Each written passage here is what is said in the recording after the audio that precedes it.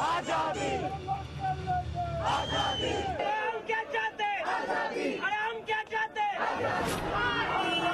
यांची मागणी आहे स्वातंत्र्याची, पण चोरासारखं तोंड लपवून मागतायत स्वातंत्र्य।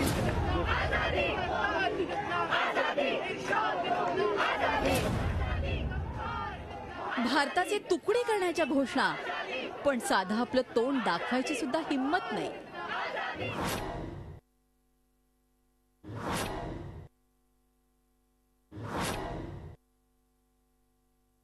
9 फेब्रुवारीला JNUच्या कॅम्पसमध्ये याच देशद्रोही गटानं अफजलच्या फाशीला वर्ष झाल्यानिमित्त कार्यक्रम केला, पण आपली ओळख कळू नये यासाठी चेहरे मात्र लपवून ठेवले।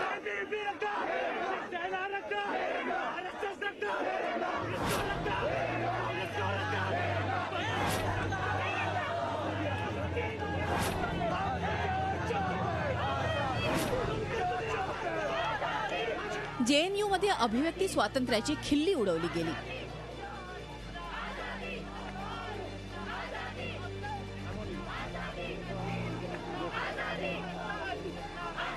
दहशतवादी अफजल गुरुला हिरो बनवण्याचा प्रयत्न झाला आणि भारताचे तुकडे होण्याची प्रार्थना करण्यात आली।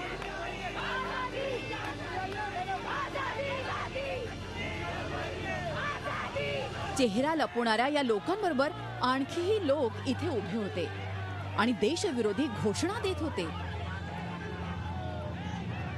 त्यांना ओळखणं सोपं आहे।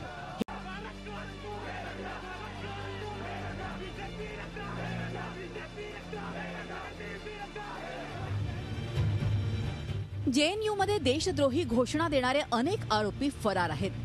दिल्ली पोलीस त्यांच्या शोधात आहेत, पण हे देशद्रोही कोण आहेत याचा शोध लवकरात लवकर लावायलाच हवा, तरच देशद्रोहाच्या या संपूर्ण कटाचा पर्दाफाश होईल आणि या मागचा खरा चेहरा समोर येईल।